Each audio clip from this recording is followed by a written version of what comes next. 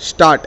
महोदय, मैं नहीं समझती कि मुझसे कोई विस्तृत भाषण की अपेक्षा की जा रही है। इस विधेयक में अंतर्निहित सिद्धांत पर पहले ही ब्यौरेवार बहस हो चुकी है और उसे भारी बहुमत से स्वीकार किया जा चुका है।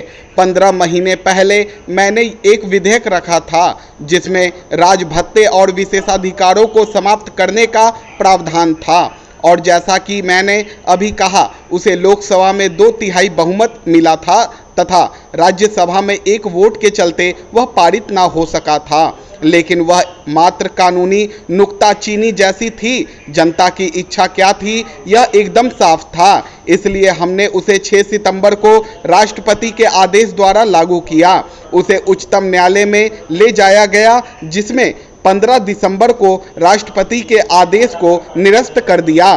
ठीक उसी दिन मैंने सदन से कहा था कि सरकार समुचित संवैधानिक उपायों द्वारा राजभत्ते और विशेषाधिकारों को समाप्त करने के लिए कृत संकल्प हैं। यह संकल्प हमारे चुनाव घोषणा पत्र में भी दोहराया गया है और उसे देश की जनता का भरपूर समर्थन मिला। इसलिए हम उस संकल्प की पूर्ति के लिए इस सदन के सामने आए हैं। सदन में जो विधेयक इस बार रखा गया है उसमें कुछ परिवर्तन किए गए हैं। ये परिवर्तन उच्चतम न्यायालय की टिप्पणी को ध्यान में रखकर किए गए हैं। संविधान में संशोधन करने के लिए यह विधेयकों की तीसरी श्रृंखला है। जैसा कि सदन को मालूम है, इन सभी विधेयकों का उद्देश्य हमारे समाज में असमानताओं का कम करना है। स्वतंत्रता के बाद से हम पुरानी असमानताओं और सामाजिक भेदभाव को एक एक करके दूर करते रहे हैं और समतामूलक समाज के निर्माण की दिशा में यह एक और कदम है।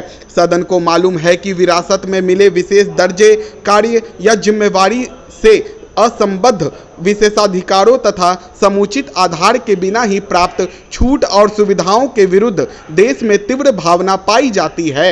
हमने इस प्रकार की निहित स्वार्थ से संबद्ध बातों को समाप्त करने के लिए कई प्रकार से उपाय किए हैं। अन्यत्र जमींदारी प्रथा को समाप्त कर दिया गया है। व्यापारिक अधिपतियों की आर्थिक शक्ति पर अंकुश लगाया जा रहा है।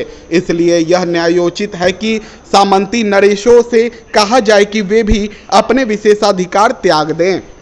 महोदय, भूमि, वायु, जल, पेड़ पौधे, जीव जंतु आदि सभी पर्यावरण के विभिन्न और महत्वपूर्ण घटक हैं। इनमें से यदि किसी भी घटक का संतुलन बिगड़ता है तो पर्यावरण का संतुलन बिगड़ता है।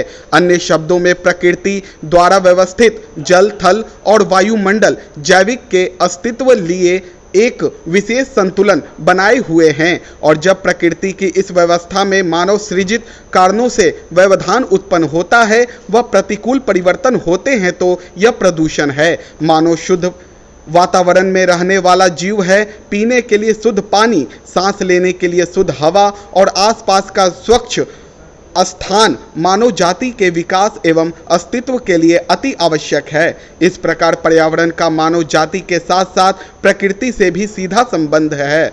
कल करती नदियाँ, झरने, घने जंगल, वन एवं खेत सदियों से मानव की संपत्ति रहे हैं और इनका उपयोग कर मानव इनसे लाभ उठाता रहा है। हमारी संस्कृति नदियों के किनारे एवं वनों के सुरमय वातावरण में ही विकसित हुई है। जंगल जिनसे हम ईंधन, फल फूल, पत्ते, बेल, कत्था, लाख, गोंद, अनगिनत जड़ी बूटियां आदि प्राप्त कर आर्थिक लाभ उठाते हैं, तो दूसरी ओर ये जंगल ही पर्यावरण का संतुलन भी बनाए रखते हैं। प्रकृति ने हमें शुद्ध जल एवं वायु दोनों ही असीम मात्रा में प्रदान किए हैं, लेकिन जनसंख्या में निरंतर वृद्धि, विज्ञान के विकास से अनियोजित औद्योगिकरण और निरंतर घटते हुए जंगल कुछ प्रमुख कारण हैं जिनसे हमारे पर्यावरण पर विपरीत असर पड़ा है।